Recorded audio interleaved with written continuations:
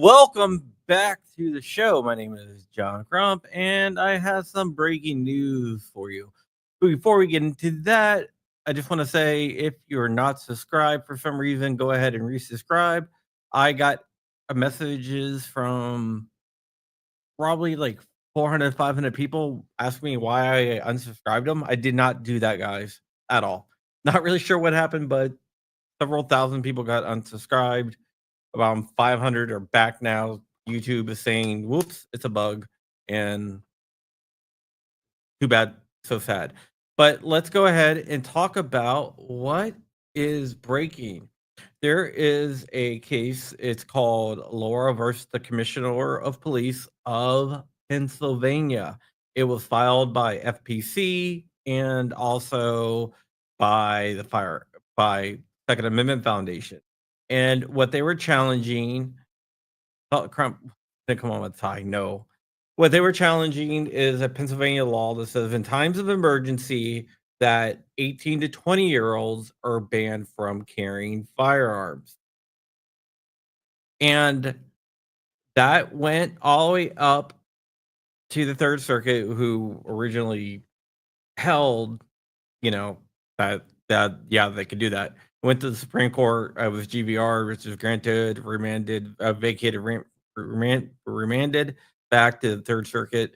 Now, a three-judge panel from the Third Circuit went ahead and heard the appeal and has now issued their ruling. And the ruling is good news for us. Basically, they said that Pennsylvania could not use a state of emergency to ban people from 18 to 20 from carrying firearms. They say that's a violation of Bruin. Bruin got rid of the two-step test or intermediate scrutiny, interest balancing, whatever you want to call it. Before they would weigh the rights of the people against the wants of the state.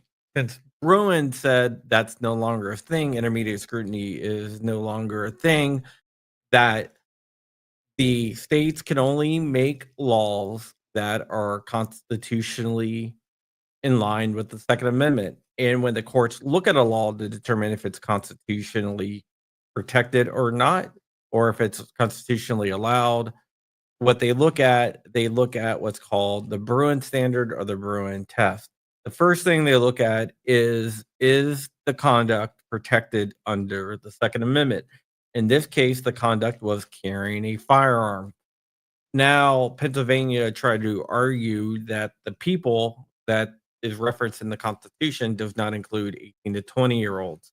But it is understood and widely accepted in the courts that the people refer to as the political class, basically anyone that can vote.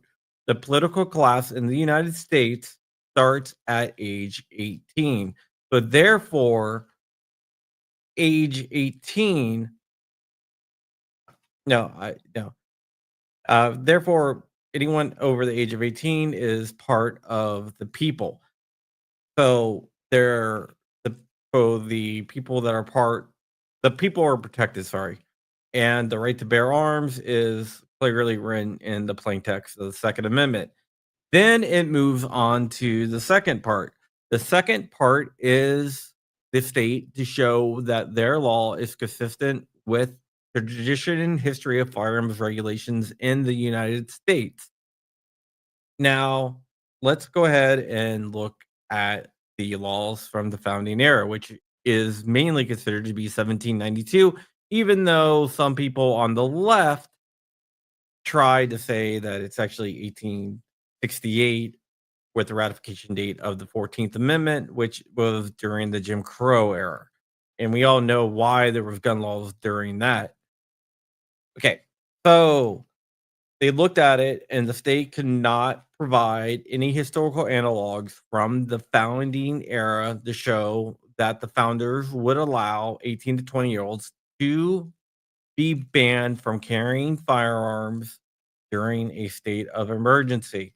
Because of that, the Third Circuit said that the state failed its burden to provide relevant historical analogs. Now they did provide analogs, but those are too far removed from the founding era, or they weren't related to the mission at hand. What you will see is a lot of these states throw a bunch of stuff at the wall and see if anything sticks.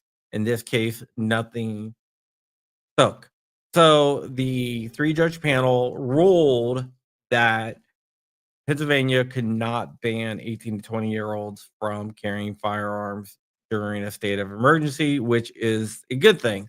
This case is going to be used and cited in a bunch of other cases around the country, particularly those that try to ban 21 anyone under 21 from purchasing rifles or so-called assault weapons.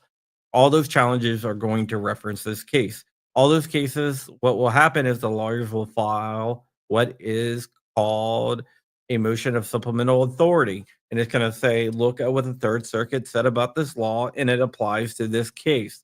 So, this case, even though it only deals with 18 to 20-year-olds carrying firearms during a state of emergency, it is going to have a greater effect because during the state of emergency, that's one thing, but they can expand it on to 18 to 20-year-olds carrying firearms. We all know that places like Florida and in other places that are not so gun friendly, they restrict the buying of certain firearms to those that are over the age of 21. Now, there's a handgun thing that says that you cannot purchase a handgun from an FFL until you're 21, and that's a federal thing because you can't be run through NICS. And I think that is right to be challenged. But certain states also ban private sales to people under the age of 21 for handguns, and that is not right. So I think what is going to happen is this case is going to be referenced. All right. So, quick video. I got a lot to do tonight. I'm working on another breaking story that hasn't broke yet, but will break within the next 8, 24 to 48 hours, probably, maybe even sooner. So, I'm trying to prepare an article and trying to prepare everything for that when that breaks. But you got to stay tuned for that because I cannot say anything about that, but it is going to happen.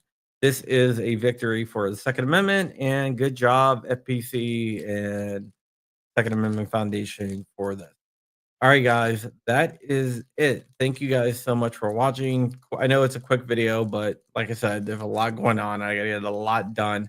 Just wanted to give an overview of what is going on here.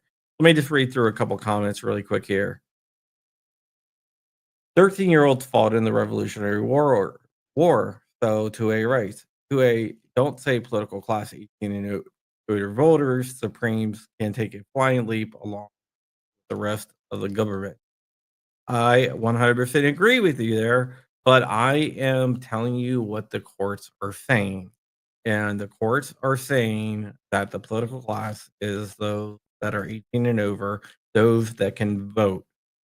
You can argue that that shouldn't be the case or they have that wrong, which, like I said, I agree with you, but the courts have taken the stance that the political class is what makes up the people, and that is